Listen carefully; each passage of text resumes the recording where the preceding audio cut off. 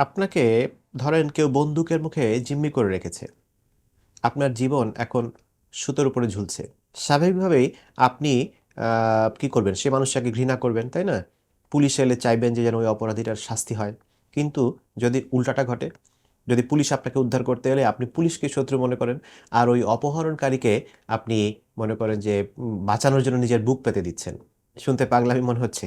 চিকিৎসা বিজ্ঞানের ভাষায় আসলে এটি পাগলামি নয়। এটি একটা বিশেষ একটি সাইকোলজিক্যাল একটি অবস্থা। যেটার নাম আমরা বলি হচ্ছে যে স্টকহোম সিনড্রোম। আমরা আজকের ভিডিওতে জানবো কেন মানুষের মনের এই অদ্ভুত অবস্থা হয় এবং কেন অত্যাচারীর প্রতিও মানুষ দুর্বল হয়ে যায়। আমরা একটু ইতিহাসের দিকে চলে যাই। আমরা ফিরে যাই ১৯৭৩ সালে। সুইডেনের রাজধানী স্টকহোম। সেখানকার মানে একটি ব্যাংকে হানা দিয়েছিল ২ জন ব্যাংক ডাকাত। তারা ৪ জন ব্যাংক কর্মকর্তাকে জিম্মি করে রাখে এবং ব্যাংকের ভল্টের ভিতর আটকে রাখে। ১ দিন নয়, ২ দিন নয়, টানা ৬ দিন ধরে চলে এই জিম্মি দশা। পুরো পৃথিবী এই ঘটনার দিকে তাকিয়েছিল। সবাই ভেবেছিল ভুক্তভোগীরা নিশ্চয়ই আতঙ্কে মারা যাচ্ছে। কি একটা অবস্থা! কিন্তু ৬ দিন পর যখন পুলিশ তাদের উদ্ধার করল, তখন ঘটল একটা অবিশ্বাস্য ঘটনা। জিম্মিরা ডাকাতদের বিরুদ্ধে সাক্ষ্য দিতে তো অস্বীকার করলই, উল্টো তারা পুলিশকে দোষারোপ করা শুরু করলো। এমনকি জিম্মিদের মধ্যে একজন মহিলা আবার এক ডাকাতের প্রেমেই পড়ে যান। ভাবা যায়, যে লোকটা মাথায় বন্দুক ধরলো তার প্রতি ভালোবাসা। অদ্ভুত এই আচরণের নামই হচ্ছে স্টকহোম সিনড্রোম নাম দেওয়া হলো তখন। কেন এমন হয়? মনস্তত্ত্বটা কি? আমাদের মস্তিষ্ক কেন এমন অদ্ভুত আচরণ করে? একটু সহজ করে একটা ব্যাখ্যা দেই বা উদাহরণ দেই। ধরুন একটা ছোট বাচ্চাকে অন্ধকার ঘরে আটকে রাখা হলো। বাচ্চাটা তখন ভয়ে কার কাছে আশ্রয় খুঁজবে বলেন তো? তার আশেপাশে যে আছে তার কাছেই। স্টকহোম সিনড্রোমেও ঠিক এমনটিই ঘটে। যখন কোনো মানুষ ভাবে যে তার বাঁচার আর কোনো আশাই নেই, তখন তার জীবন সম্পূর্ণভাবে নির্যাতনকারীর হাতে চলে যায়। তখন নির্যাতনকারী যদি সামান্য একটু দয়া দেখায়, একটু পানি দেয়, একটু ঘুমানোর সুযোগ করে দেয়, তখন ভুক্তভোগী মনে করে সেটাকেই অনেক বড় কৃপা বা ভালোবাসা মনে করা শুরু করে।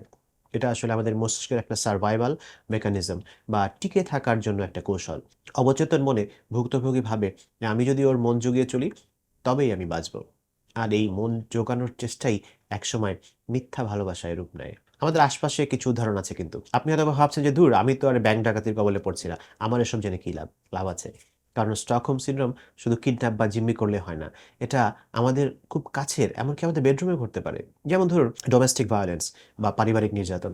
অনেক সময় দেখা যায় স্বামী তার স্ত্রীকে বা স্ত্রী তার স্বামীকে প্রচণ্ড নির্যাতন করছে, গায়ে হাত তুলছেন, এরকম করছেন। কিন্তু পরক্ষণেই হয়তো আবার একটু কান্না করছেন বা একটা শাড়ি উপহার কিনে দিচ্ছেন।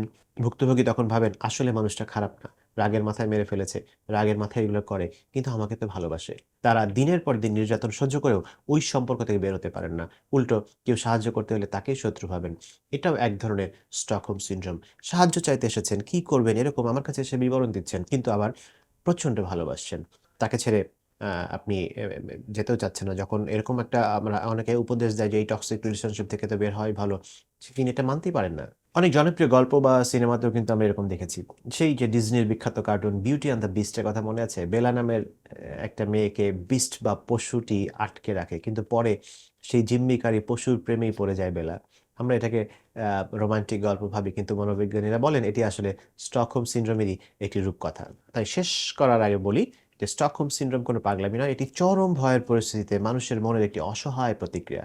আপনার আশপাশে যদি এমন কাউকে দেখেন যে প্রতিনিয়ত নির্যাতিত হয়েও নির্যাতনকারীর পক্ষ নিচ্ছেন, তবে তাকে মানে আপনি পাগল ভাববেন না। এটা একটি গভীর মনস্তাত্ত্বিক প্রক্রিয়া। বুঝবেন তিনি হয়তোবা মানসিকভাবে এক গভীর ট্রমার মধ্যে আছেন এবং তার প্রয়োজন সঠিক কাউন্সেলিং এবং সহমর্মিতা। এবং আপনিও যদি এই পরিস্থিতির মধ্যে দিয়ে যান বা আজকের এই ভিডিওটি দেখার পরে যদি আবিষ্কার করেন আমিও কি এরকম কোনো কিছুর মধ্যে দিয়ে যাচ্ছি, তাহলে আপনি ডিপ ডাউন মনের গভীরে যেই কষ্টগুলো আছে সেগুলোকে আবিষ্কার করার চেষ্টা করুন এবং নতুন করে ভাবা শুরু করেন। মানুষের মনের এমন আরো অদ্ভুত রহস্য আমি জানানোর চেষ্টা করব এবং সেগুলো জানতে এই চ্যানেলটি সাবস্ক্রাইব করে রাখবেন এবং পরের ভিডিওতে ইনশাআল্লাহ আবার দেখা হবে। ততক্ষণ ভালো থাকুন, সুস্থ থাকুন।